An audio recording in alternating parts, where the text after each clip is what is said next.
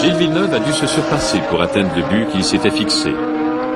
Né dans un pays où le sport automobile était peu suivi, surtout au niveau des Grands Prix de Formule 1, il s'est d'abord distingué en course de motoneige. Champion du Québec, du Canada, d'Amérique du Nord, autant de titres échelonnés tout au long de sa carrière en motoneige de 1969 à 1973.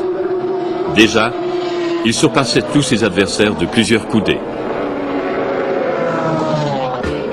La motoneige a été un tremplin vers la course automobile. Après une année en Formule Ford, où il avait été champion du Québec, il passe à la Formule Atlantique. Ses débuts sont modestes et même difficiles. Mais sa force de caractère et ses dons innés de pilote ont vite fait de le hisser au sommet de la Formule Atlantique.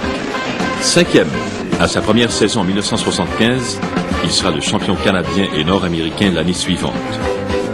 Une année de rêve que celle de 1976. 9 positions de commande aux grilles de départ, 9 victoires et une deuxième place en 10 courses. En 1977, il part du circuit européen de Formule 2. Mais l'accord n'a pas pu se faire. Il revient à la Formule Atlantique et il conserve le titre canadien. L'une de ses plus belles et significatives victoires en Formule Atlantique a été acquise au Grand Prix de Trois-Rivières en 1976. Deuxième à la grille de départ, il a comme adversaire, entre autres, James Hunt, Vittorio Brambilla, Alan Jones, Patrick Tambay. Mais cette brochette de pilotes chevronnés ne le gêne pas, loin de là. Il domine la course qu'il a menée à sa façon.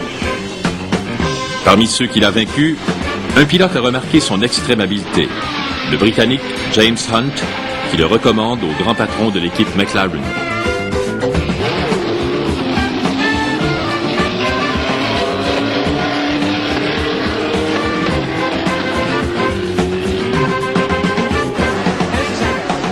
Après un seul Grand Prix chez McLaren, celui de Silverstone en 1977, où il termine 11e, il s'associe à Ferrari, l'écurie la plus prestigieuse de la Formule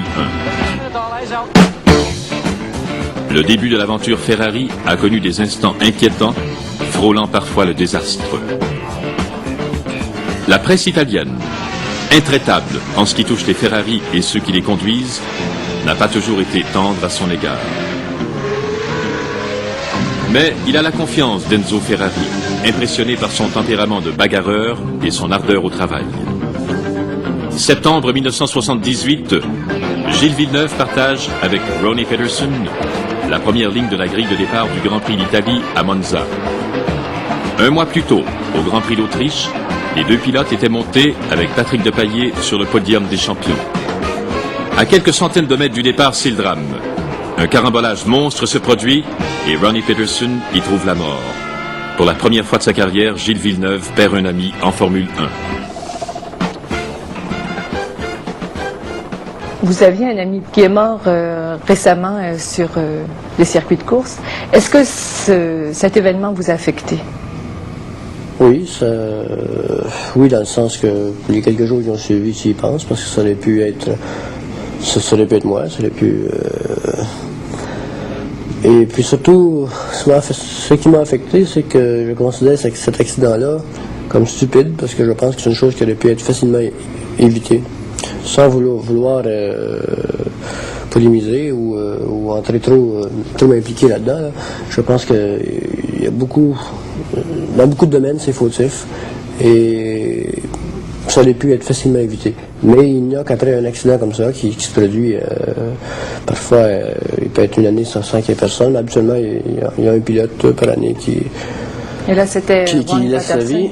Et puis il semble que ce soit juste après ça qu'on prend vraiment conscience il y a un problème là, on devrait faire ça, on devrait faire ça. Et ça dure 1 mois, 2 mois, après ça, bien, ça retombe dans le même vice. Dimanche, 8 octobre 1978.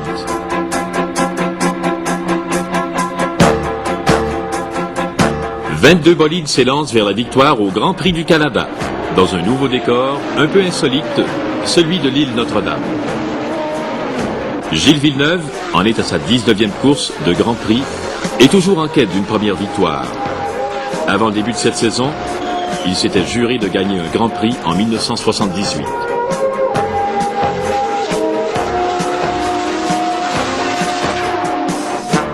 Mais Jean-Pierre Jarier, au volant d'une Lotus Ford, semblait vouloir lui imposer ses volontés.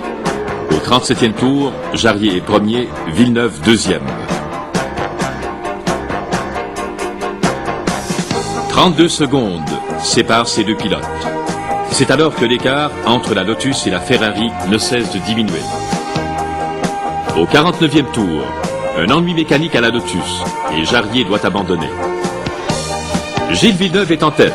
Au volant de sa Ferrari numéro 12, il mène le bal.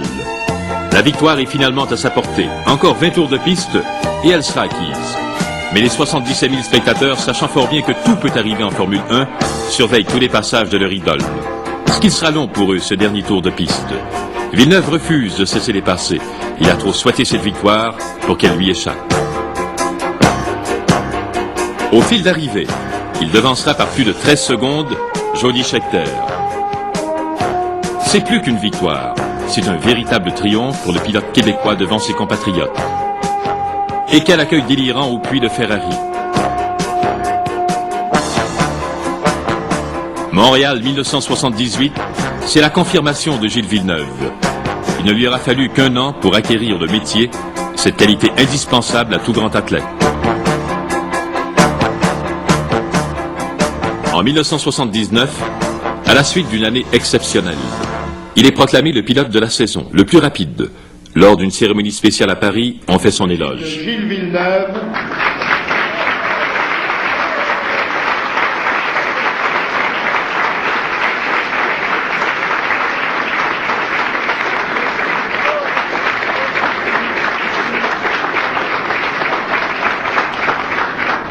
Gilles Villeneuve a été pilote de l'année, a été élu pilote de l'année. Gilles Villeneuve est vice-champion du monde, il est 3 fois premier et 4 fois deuxième cette saison en Grand Prix. Il a été également 5 fois recordman du Tour en course et a pris 3 fois le départ en première ligne. Et si l'on veut bien se souvenir qu'il a disputé son premier Grand Prix de Formule 1 en 1977, il nous a semblé difficile de trouver palmarès plus révélateur d'une fougue et d'un talent aussi unanimement reconnus.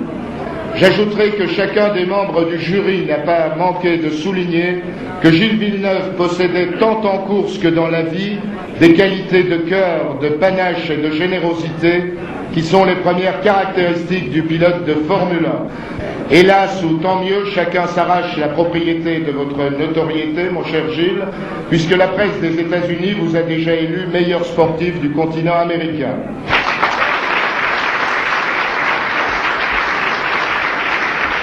Comme toujours, malgré sa joie immense, Gilles Villeneuve fait preuve de modération dans ses propos à son retour à Montréal.